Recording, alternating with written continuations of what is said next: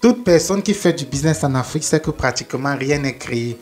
En fait, tout ce qu'on fait a été copié quelque part. Même si parfois il ne suffit pas juste de faire du copier-coller pour réussir, mais plutôt d'adapter ses idées de business au contexte africain et surtout aux attentes des consommateurs locaux. Des attentes qui d'ailleurs sont différentes des attentes des consommateurs dans beaucoup d'autres parties du globe. Malgré le fait que ces idées ne soient pas justement réellement nouvelles, les entrepreneurs se heurtent généralement à beaucoup de réticences de la part des clients potentiels qui ont généralement tendance à ne faire confiance aux choses qu'ils connaissent déjà. D'autre part encore, il y a un défi majeur qui attend toutes les personnes qui veulent lancer un nouveau produit sur le marché, qui est celui de faire connaître leur produit tout simplement.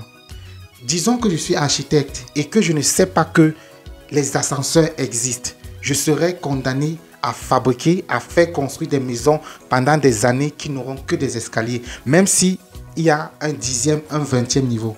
C'est aussi simple que ça. Il est déjà très difficile de créer un produit que les gens aiment. Mais si on n'arrive pas à se faire connaître, c'est peine perdue, tout simplement. Il existe bien sûr la publicité, mais cela est vraiment très coûteux et elle ne s'adresse pas toujours aux bonnes personnes. Encore qu'il faudrait déjà trouver le bon message qui va toucher justement la clientèle qu'on souhaite viser. Dans la vidéo d'aujourd'hui, nous verrons ensemble comment des entreprises telles que Facebook ou Amazon ont fait pour s'imposer et être aimées d'un si grand nombre de personnes.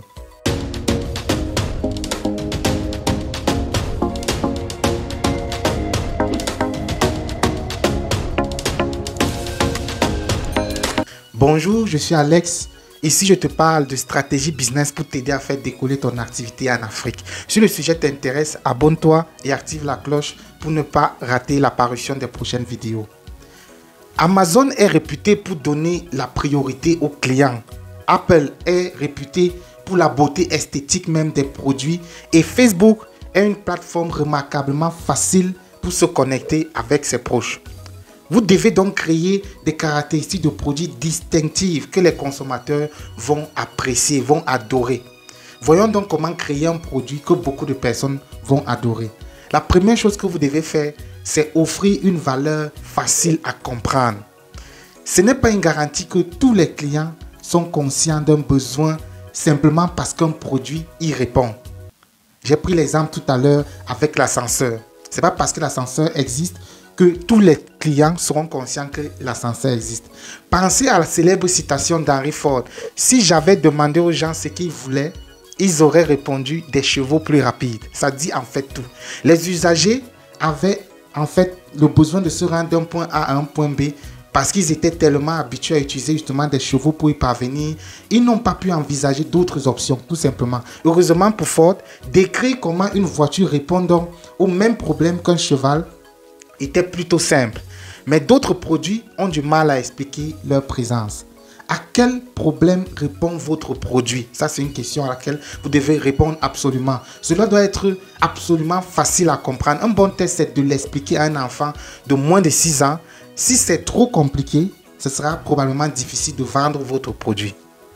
La deuxième chose que vous devez faire pour faire connaître votre produit et pour que votre produit soit apprécié, c'est que vous devez demander l'avis de vos clients. Envoyer des sondages ou discuter même avec vos clients pour savoir justement quels sont leurs problèmes. Déterminez votre marché cible et commencez par là si vous n'avez pas encore de clients. Les sondages auprès des clients, en fait, ne sont peut-être pas le remède miracle, la solution miracle, mais vous ne trouverez pas d'instrument capable justement de recueillir les besoins des clients aussi facilement, aussi efficacement, aussi rapidement et qui coûte aussi moins cher.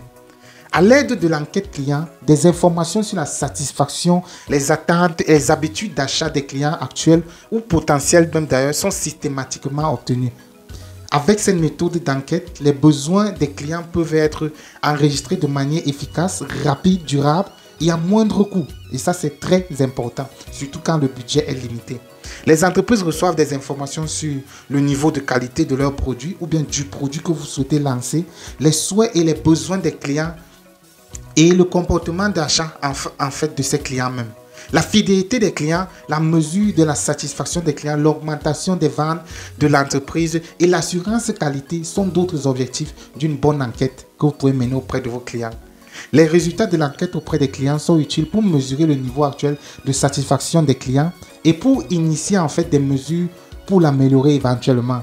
De plus, ceci contribue à la prise de décision fondée sur la gestion de l'entreprise. Le feedback des clients en fait vous permet de savoir si votre produit est bon et surtout si vous devez éventuellement l'améliorer pour obtenir de meilleurs résultats. La troisième chose que vous devez faire pour rendre votre produit attractif auprès des consommateurs, c'est que votre produit doit être facile à utiliser. Simple n'implique pas toujours la facilité d'utilisation. Ça, il faut le clarifier dès le départ. Au contraire, il pourrait être exactement aussi complexe que nécessaire à un moment donné. Si un produit traite d'un sujet difficile comme le montage vidéo ou photo, ou doit faire face à de nombreuses réglementations comme les soins de santé, on ne joue pas avec la santé des gens, ou doit fournir un large éventail d'options comme n'importe quel système d'exploitation informatique, il y aura toujours une complexité inhérente, ça c'est un fait. L'objectif est de garder les options ouvertes et de garder chaque étape aussi simple que possible en ajoutant seulement de la complexité de manière réfléchie. Donc clairement, il ne faut pas rendre les choses plus compliquées qu'elles ne doivent l'être, tout simplement. Les gens trouveront toujours plus simple d'apprendre à utiliser un produit, plus il est facile à utiliser.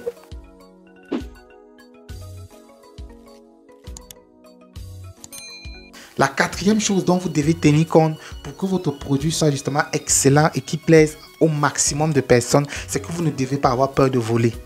Pour créer la prochaine meilleure chose, tout ce que vous avez à faire est de dupliquer, de voler tout simplement.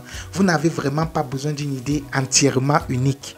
Et je ne pense même pas qu'elle existe encore une idée totalement unique. Il y a tellement d'idées et le monde est tellement vaste qu'il y aura forcément quelqu'un qui aura pensé la même chose à laquelle vous pensez. Les bons designers copient, les grands designers volent. Ce sont les mots de Pablo Picasso et qui s'appliquent pas seulement au design. Rappelez-vous comment Instagram a implémenté les stories sur sa plateforme après avoir arnaqué Snapchat tout simplement. Ensuite, les autres sites médias sociaux ont emboîté le pas. Donc tout le monde fait quasiment la même chose aujourd'hui.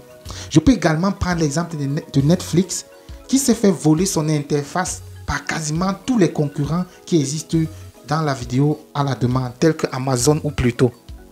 La cinquième chose que vous devez faire pour que votre produit soit attractif et aimé de tous, c'est que vous devez trouver vos propres problèmes. Trouvez vos problèmes. Les solutions, vous pouvez en trouver partout. Vous pouvez copier tout le monde. Mais les problèmes, vous devez les identifier vous-même. Vous êtes aussi un consommateur. Quel problème rencontrez-vous? Avez-vous un problème quotidien que vous aimeriez justement pouvoir résoudre? Si vous pouvez identifier un problème que vous souhaitez résoudre, il y a de fortes chances justement que votre marque particulière s'intègre dans un certain marché de niche. Considérez Airbnb comme exemple. Pour joindre les deux bouts, les fondateurs de l'entreprise Joe Gebbia et Brian Chesky ont décidé de louer des matelas gonflables sur le sol de leur salon aux participants à une conférence de San Francisco. Les deux ont créé un site web le lendemain et 6 jours plus tard, 3 locataires dormaient à leur étage. Aujourd'hui, Airbnb est une entreprise mondialement connue et qui se retrouve d'ailleurs dans tous les pays africains. Nous sommes arrivés au terme de cette vidéo. Si le contenu t'a plu, mets-moi un pouce bleu, ça me motive énormément. Et sur ce, on se dit à très vite.